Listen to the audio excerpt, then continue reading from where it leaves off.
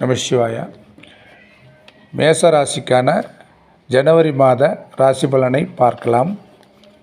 இம்மாதத்தில் ஆரம்பத்தில் ஜனவரியிலிருந்து உங்கள் ராசிநாதன் செவ்வாய் பகவான் 4ஆம் இடத்தில் கடகராசியில் நீச வக்ரத்தில் இருக்கிறார். அதன் பிறகு 22ஆம் தேதி வக்ரகதியில் 3ஆம் இடமான மிதுனத்திற்கு மிதுனத்தில் இம்மாதம் முழுவதும் அமர்கிறார். அடுத்த கிரகமான உங்களுக்கு லாபாதிபதி சுக்கிர பகவான் இம்மாதம் 28ஆம் தேதி வரை லாபஸ்தானத்தில் சனி பகவானுடன் 11ஆம் இடத்தில் சஞ்சரிக்கிறார். இது உங்களுக்கு ஒரு மேன்மையான ஒரு நிலை. சூரிய பகவானும் 14ஆம் தேதி வரை 9ஆம் இடத்தில் இருக்கிறார். பின்பு 15ஆம் தேதிக்கு பிறகு லாபஸ்தானமான 10ஆம் இடத்தில் சென்று திக்பலம் அடைகிறார். புத பகவானுடன் சேர்ந்து புதாதித்ய யோகமும் ஏற்படுகிறது. குரு பகவான் உங்கள் ராசிக்கு பாக்கியாதிபதி குரு பகவான் 2இல் வக்ரகதியில் இருக்கிறார். ராகுகேதுக்கள் முறையே 12லும் 6லும் இருக்கின்றன.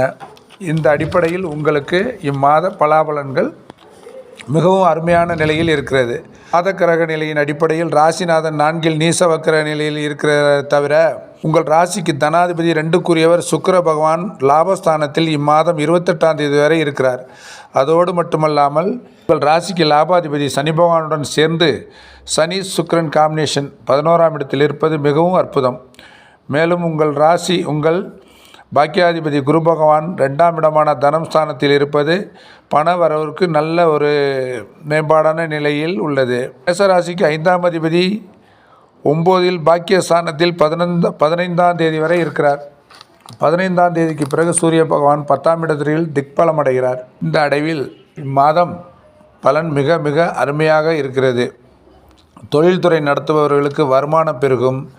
கனரக வாகனம் கம்பெனி அதிக லாபம் பெறுவர். எலக்ட்ரிக்கல், எலக்ட்ரானிக்ஸ், மெக்கானிக்கல் இன்ஜினியரிங், இரும்பு தொழிற்சாலைகள் துறைகளை செய்பவர்கள் நடத்துபவர்கள் நல்ல முன்னேற்றம் காண்பர். எந்த தொழிலும் இம்மாதம் நினைத்த லாபம் நினைத்த வெற்றி அடையலாம். தனஸ்தானத்தில் குரு பகவான் இருப்பது எப்படியும் உங்களுக்கு பணவரவு இருந்து கொண்டே இருக்கும். தனாதிபதி மற்றும் 7ஆம் அதிபதி சுக்கிரனும் லாபத்தில் இருப்பதால் பணவரவுக்கு பஞ்சம் இருக்காது. மனைவி வகையிலும் மகிழ்ச்சி ஏற்படும். குடும்பம் நல்ல நிலையில் குறைவில்லாமல் நடக்கும். உங்களை சுற்றி அனைத்தும் நன்மையாக நடக்கின்றது. ஆனால் நீங்கள் உங்களின் நிலை ஏதோ ஒன்றை இழந்ததைப் போல மாய தோற்றத்தில் இருக்கிறீர்கள். உங்கள் லக்னாதிபதி நீசமானாலும் 22ஆம் தேதிக்கு பிறகு வக்ரகதியில் 3ஆம் இடத்திற்கு வந்து அமர்வார். அதே போல் 3க்கு 6க்குரிய புத பகவானும் 8இல் மறைந்தாலும் 4ஆம் தேதிக்கு பிறகு 9, 10 ஆகிய இடங்களில் அமர்ந்து புதாதித்ய யோகத்தில் சூரியனுடன் கலந்து 10இல் அமர்கிறார். ஆகையால் தைரியமாக உங்கள் செயல்பாட்டில் பின்வாங்காமல் செயல்படுவோம் தகுந்த தருணமாக இது இருக்கிறது.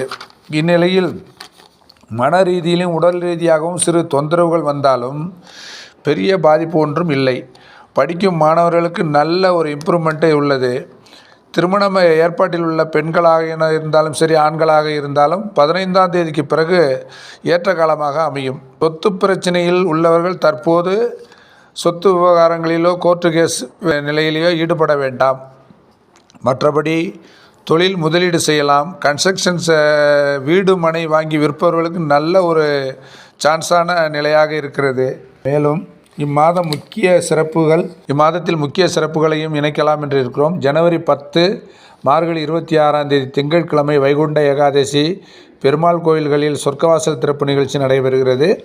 ஜனவரி 14ஆம் தேதி செவ்வாய்க்கிழமை தமிழர் திருநாள் பொங்கல் பண்டிகையும், ஜனவரி 15ஆம் தேதி புதன்கிழமை மாட்டுப் பொங்கலும், ஜனவரி 26ஆம் தேதி தை மாதம் 16ஆம் தேதி புதன்கிழமை தை அமாவாசை பித்திருக்களுக்கு தர்ப்பணம் செய்யும் சிறப்பு நாட்கள் இருக்கிறது. இம்மாதம் சிறப்புகளாக உள்ளது. மற்றபடி தைரியமாக செயல்படுங்கள்.